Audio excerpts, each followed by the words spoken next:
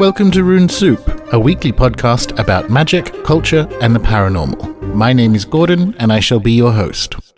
So, we had a blackout in the South Huon on Tuesday, and that meant I had to reschedule this week's guest until after podcast Thursday.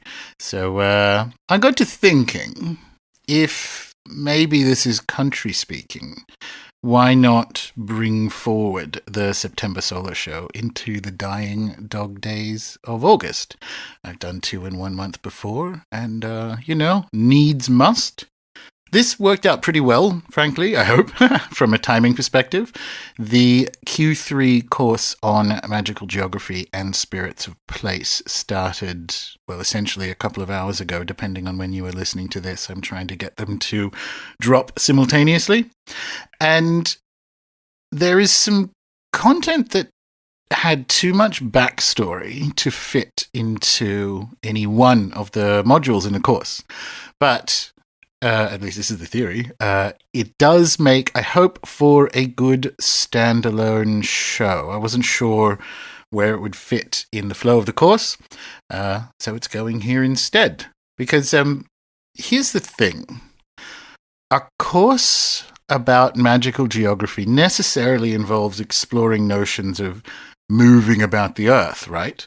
And as with all things, I suppose, but in a particular Anglo-American context, we need to explore rambling, tramping, hiking, bushwalking, whatever you want to call intentionally interacting with the more than human world by foot or on foot, and with no other goal but that, right? So you can describe it however you want, depending on where you are in the world. So the philosopher Patrick Harpur calls the late 18th century the time of the invention of walking. This is the era of Coleridge and Wordsworth and, wandering lonely as a cloud. And those druggies really walked. I mean, they could do up to 30 miles a day, which is, like a Roman legion. Coleridge, in fact, first encountered the Wordsworths on one of his mega walks, and the memory of that first sighting never left Dorothy Wordsworth. She said she saw Coleridge leave the path, jump a fence, and kind of cut a corner of a field, or cut through a corner of the field so as to avoid having to, walk around the road corner. And that is more significant than it initially appears, at least to, a modern hearing, because that wasn't done before. And I guess one of the many ways the English Romantics were inspired by what was going on in the continent, particularly revolutionary France, and the impact that revolution had on philosophy, especially German idealism, which they essentially plagiarized, is that there is this sort of fundamental change to how on foot we operate in landscape. With German idealism, you essentially have a sort of, it kind of emerged from, or evolved out of, in a way, a Spinozan pantheism that then tried to have an account of nature that emerged from kind of like the new metaphysics of self, mind, and these newfound legal freedoms. So liberty is an innate quality of the universe. It's transcendental. And that finds expression in things like freedom of movement and so on. So it doesn't look like it. It just looks like some lazy druggie cutting the corner of a field, but it's not. That freedom of movement was new, and it was a real inspiration. I mean, moving about the earth, particularly under foot power, allowed Coleridge to encounter what he called the primary imagination, expressed in, quote unquote, nature. And right away you see the good and the bad there, right? So Romanticism is certainly better than what it formed in reaction to, but having just waded through a lot of old and even new books, I'm surprised in a way to see how many of them think the solve is in. In almost all instances, Romanticism and the lionization of it that you will find when talking about something like magical geography or whatever retains too much of the Enlightenment view of quote-unquote nature, or the divide between nature and culture. So all of this stuff that they're exploring is downstream from, what we talk about fairly often, which is that Cartesian split, right? You can see in what they were trying to or what they were looking for, or even reaching, something like a mangled version of Aboriginal dreaming. But especially if you've just watched the Module 0 video, it's passed through an Imperial framing, right? So we need to talk about walking, and we need to talk about what we see when walking, and we need to talk about how we think with and depict what we see about walking. And I know this all sounds unnecessarily detailed, but I assure you it isn't. Because, say, if we jump the pond and move up the timeline a bit to Thoreau, we see the English Romantic influence, obviously, but also one of their influences, which is, of course, Jean-Jacques Rousseau, who was Voltaire's great traitor to the Enlightenment. Rousseau argued that all of quote-unquote civilization's advances in science and the arts and so on were taking us further away from our purer state, which was found among the quote-unquote primitives. So, problematic terms, kind of my point. But he, according to Patrick Harper's description, essentially invented walking. And then he walked his walk, in his defense, moving to the countryside and living a quote-unquote primitive life, nevertheless entertaining, visiting urban men, and so on. Patrick Harper, again, he writes, recreational walking was a relatively new thing. It was an expression of the enthusiasm for democratic action which sprang up in the wake of the intense revolutionary excitement that charged the whole of Europe since the fall of the Bastille in 1789. Thus, from about 1790 onwards, young toffs dressed as tramps wandered the countryside, staying at rustic inns and earnestly engaging the common people in conversation. We might cynically call that class tourism today, and you are looking at the birth of folklore as a concept in that very activity, right? So that's walking. Let's hear from Thoreau for another mangling, I suppose, of what is, I think, a genuine mode of being. In youth, before I lost any of my senses, I can remember that I was all alive and inhabited my body with inexpressible satisfaction. Both its weariness and its refreshment was sweet to me. The earth was the most glorious instrument, and I was audience to its strains. To have such sweet impressions made on us, such ecstasies begotten of the breezes, I can remember how I was astonished. So, again, you get the purity of the Enlightenment child with his tabula rasa mind right there at the beginning. And then the descriptions of his interactions with the more than human world are mechanical, right?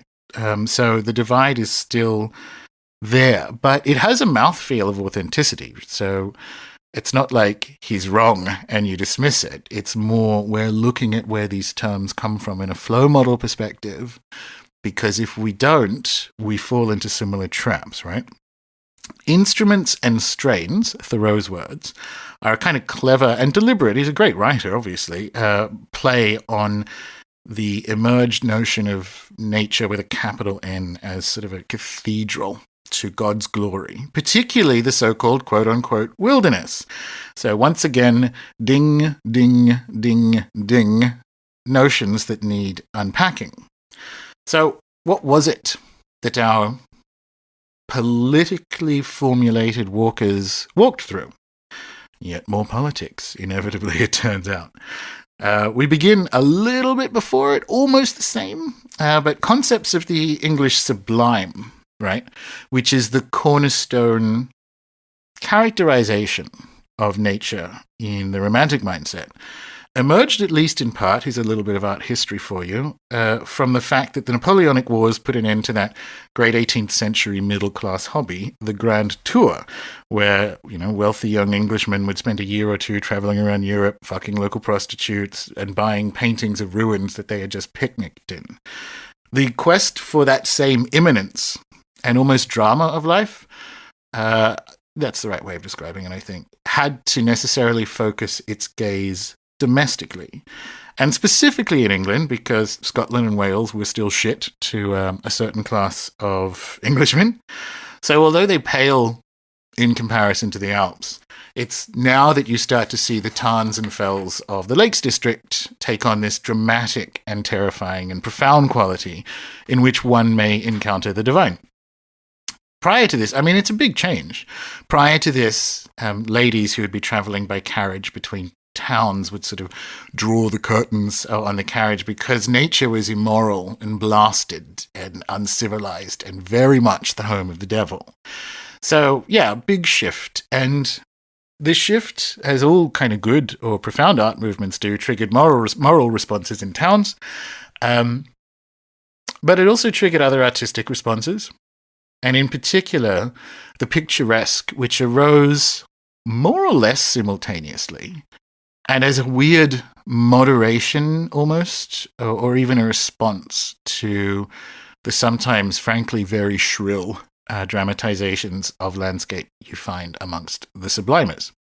So let's look at the picturesque by way of a talk given by, as many of you know, one of my favorite novelists, China Mieville. By the way, if I forget to include the link in the shows, it's on his website, so you can just Google and you'll find it. The talk is actually about picturesque rather than the picturesque. But on his way to that, he gives an excellent rundown of the picturesque and in particular lands on a few points for where I want to take this next. So this is China. You know the picturesque when you see it. Higgledy-piggledy, a winding country path, overhanging hedgerow, tumble-down cottages. You can point at it, and sometimes that's the best you can do, because when you try to define it, it becomes evasive. You know it when you see it. The word, pilfered from the Italian pittoresco, has at its heart the likeness to a picture. Pictureness. The picturesque is the framing and formulation of landscape, and it adheres in the gaze. Not precisely beautiful, but pretty, charming, scenic. In 1792, William Gilpin, in 3 essays on the picturesque, ruminated on the kind of beauty which is agreeable in a picture, for which neither of the two aesthetic categories offered by Burke in 1757 quite worked. It was not the pleasing, relaxing beauty based vaguely on smoothness, nor did it fit with the opposed term, that favourite of the Romantics, the sublime, a sheer vastness provoking awe, if commingled with pleasure, of which Burke says terror is in all cases whatsoever the ruling principle. It was between those two, said Gilpin, in perfectly composed images of rolling hills, tangled trees, rivers and cottages, was the picturesque. After Gilpin came Richard Payne Knight and Uvedale Price, John Ruskin and others, through the centuries, developing the seminal post-Burke take. For Gilpin, the picturesque, unlike that smooth beautiful, was variegated, broken, rugged, rough. And nature needs help. Composition is its weak point. Gilpin therefore instructs the reader in how to locate the gaze, favour low viewpoints, direct attention, not from a godlike or sublime vantage down, but up. And where nature lets you down, change it in your representation and make picturesque with artifice. Do not be restricted to what he called a painted survey, a mere map. And central too, to the picturesque, alongside such brutality, is Englishness. In point of fact, Dora Wybenson and others have shown how much the concept was influenced by writings and garden designs of France. And the very Englishness of the picturesque does not mean the concept does not, and did not always, have wider application and resonance. Ruskin located the quality in French cottages and in Venice. It has long been globalized, but it was first systematically developed in Britain, if often by the Scots, and associated both as theory and style, including by continental writers, with England. The association was deliberately propagated. That sense still informs us. The picturesque is somehow defining of an English pastoral, of Constable's Haywain, of little villages, of the poem's Cotswold rarities. Picturesque has been a propaganda of the English imaginary, a cloying scent lingering around Albion like honeysuckle around a cottage door, inextricable from the Englishness of the mind. The sight, as Stanley Baldwin had it, of a plough team coming over the brow of a hill, the sight that has been seen in England since England was a land. It is key, too, to a mooncalf socialist patriotism. Orwell's old maids hiking to Holy Communion through the mists of the autumn morning are its most famous evocation from his egregious socialism and the English genius. But in his paean to smoky towns and winding roads, green fields and red pillar boxes, he outlines exactly that undulating, rough variety of the picturesque. As Western people go, the English are very highly differentiated, he says, describing their knobbly faces, their bad teeth. There is that variety and roughness again, now not only in the landscape, but in the English themselves. Here they are a picturesque people, and Orwell's is a socialist picturesque. The picturesque is all these things. It remains an organizing principle, at work in cities no less than in countries. Not uncontested by any means, but with real, bureaucratic, institutional, ideological power. Anne Birmingham has traced the relationship of the picturesque to the enclosures, the mass expropriation of common land for private landowners. This is Anne quoting. In its celebration of the irregular, pre-enclosed landscape, the picturesque harken back nostalgically to an old order of rural paternalism, she writes. Idealized a nature that was, in fact, rapidly vanishing, sentimentalized the loss of agrarian paternalism, mystified the agency of social change so that fate, and not the economic decisions of the landowning class, seemed responsible. In this respect, the picturesque represented an attempt to wipe out the fact of enclosure and to minimize its consequences. Paradoxically, those very enclosures that it sentimentally obscured could be the mechanisms by which the picturesque spread. In 1816, Humphrey Repton published Fragments on the Theory and Practice of Landscape Design. He included a before and after picture of the view from his Essex garden, artfully constructed with paper folds, to show precisely how he made it picturesque by enclosing common land. And this is a quote from Repton. By the appropriation of 25 yards of garden, I have attained a frame to my landscape. By the planting of that garden, Repton he was able to hide the butcher's shop that displeased him, and pointedly to preclude the poor. In his before picture, a disabled beggar, from coming close to his garden, and so much as seeing it. All because, when his view looks as if it belonged to another, it robs the mind of the pleasure derived from appropriation. This is horrifying to me, and this is just me. This is an editorial side note. I find it horrifying that someone writes a garden design book that explicitly says, see, now I've taken the land, I don't have to see the poors, because if they see it, I don't enjoy it, and thus is appropriation good and pleasurable. Back to China now. It is not that with these improvements Repton is able to forget the poor and the shop. He draws attention to what he has hidden and how he has hidden it. The obscuring is visibly invisible. He can now pretend the poor are not there while knowing they are. This picturesque Tory gaze is not only expropriating and exclusionary, though it is that, as aware of distress and decay as is Ruskin, but without even the melancholy with which Ruskin excuses that awareness. It is sadistic. It does not forget. It remembers to efface. And so we return to the political. That's obviously that. Thank you, China. So we return to the political. Walking is political, and what one sees when walking is political, and how one depicts and what one doesn't depict is also political. The Enclosures Act, by the way, if this is new information to you, was a complete scam. I'm just going to quote the Wikipedia page because, my goodness. The Act required the procedure to start with a petition delivered to Parliament, signed by the landowner, tithe holders, and a majority of people affected. The petition then went through the stages of a bill, with a committee meeting to hear any objections. The petition would then go through to royal assent after passing through both houses of Parliament. Commissioners would then visit the area and distribute the land accordingly. The powers granted in the Enclosures Act were often, abused by landowners. The preliminary meetings where enclosure was discussed, intended to be held in public, were often made in the presence of only the local landowners. They regularly chose their own solicitors, surveyors, and commissioners to decide on each case. In 1774, Parliament added an amendment to the Act under the Standing Orders that every petition for enclosure had to be affixed to the door of the local church for 3 consecutive Sundays in August or September. It's one of those very English things, well, very political things where the fix is in, right? Anyway, the Act eventually limited the amount of traffic on culverted paths as they often fell within land that was enclosed. This often meant that traffic eventually stopped going along certain routes.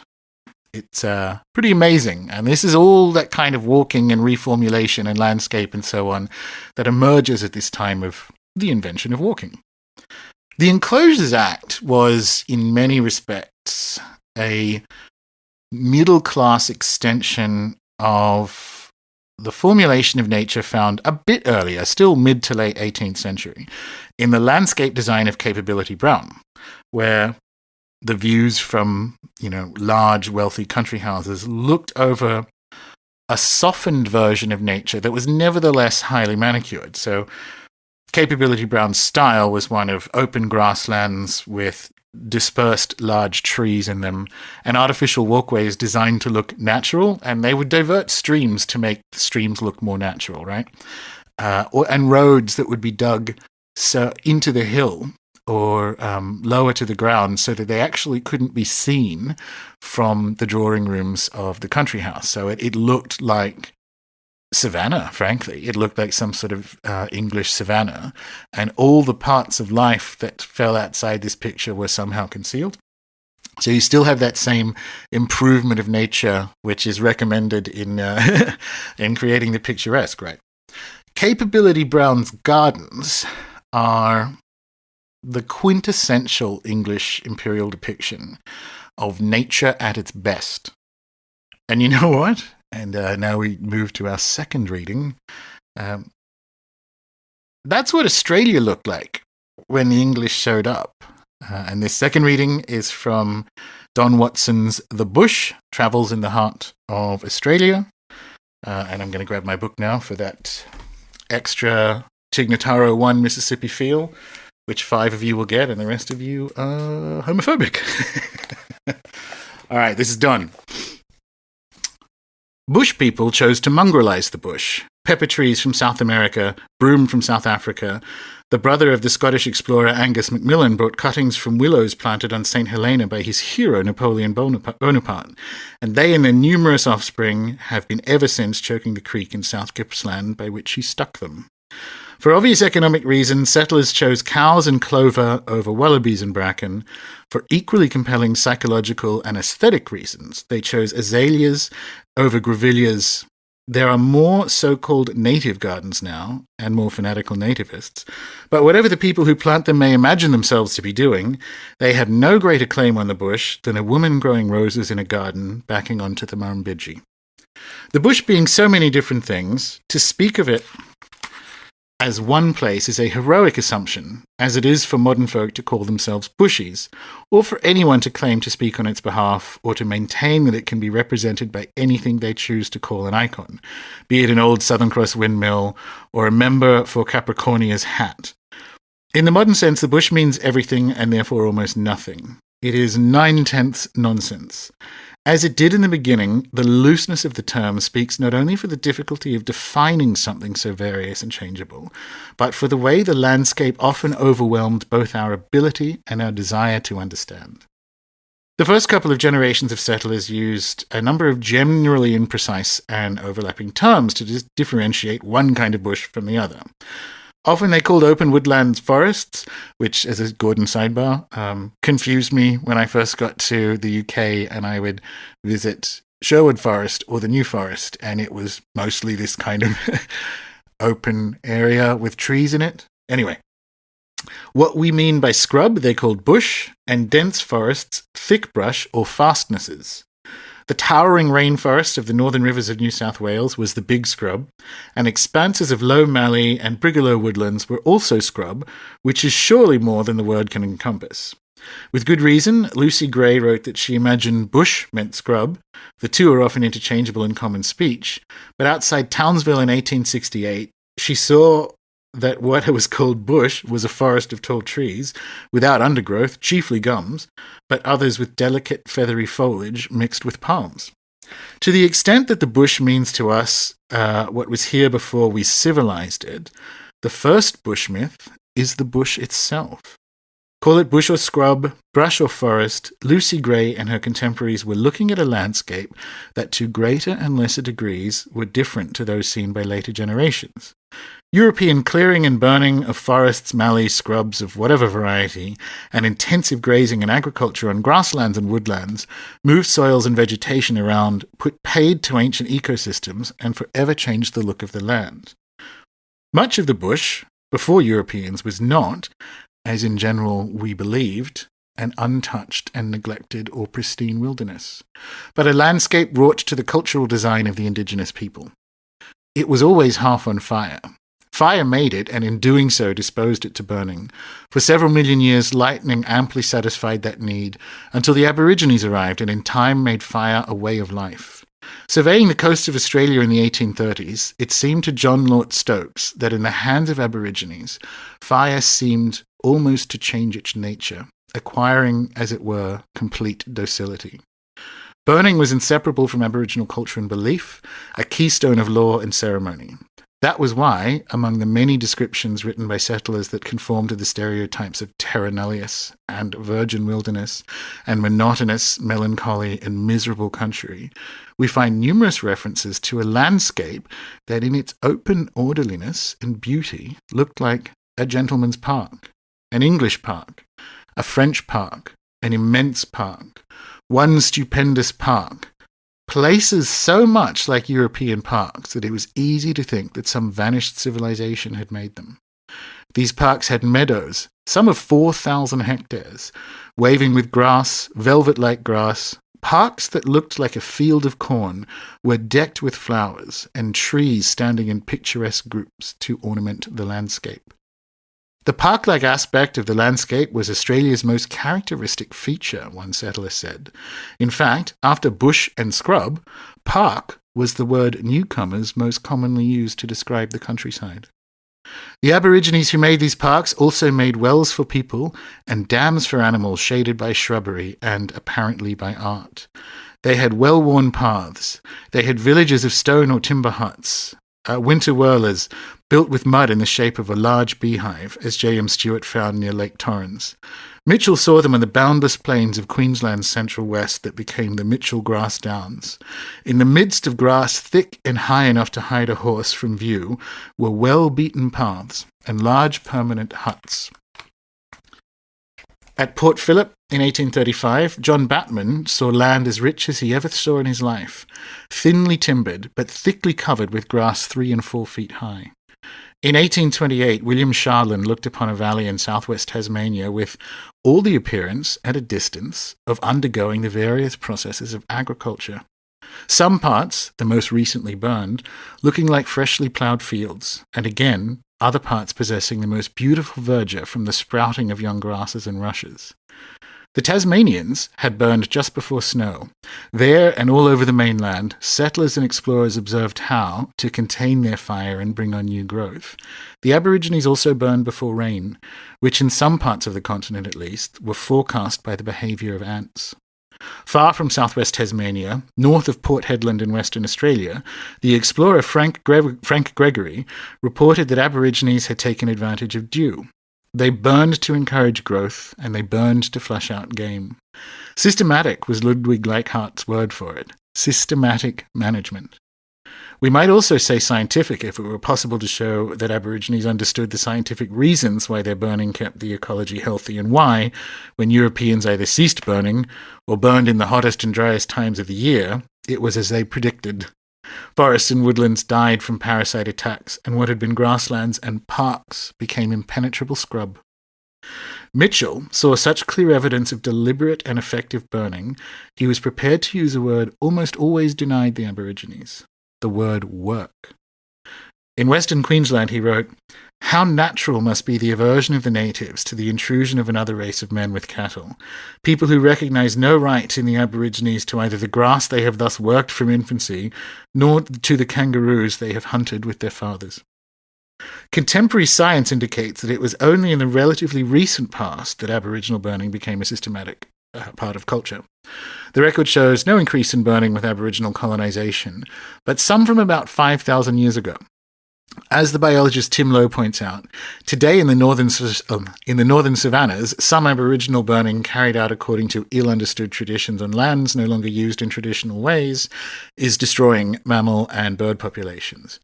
But wherever it is cool burned by Aboriginal people who know what they are doing, the tropical savanna of northern Australia is like a botanic garden tended in accordance with an abiding aesthetic sense, while the unburned parts are a tangle, a wilderness created by European intervention.